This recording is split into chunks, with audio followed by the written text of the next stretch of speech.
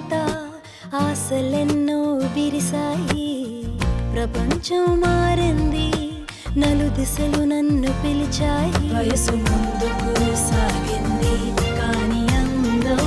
అదే అదే ఇప్పుడు దానికి బంగారు ఛాయ వచ్చిందో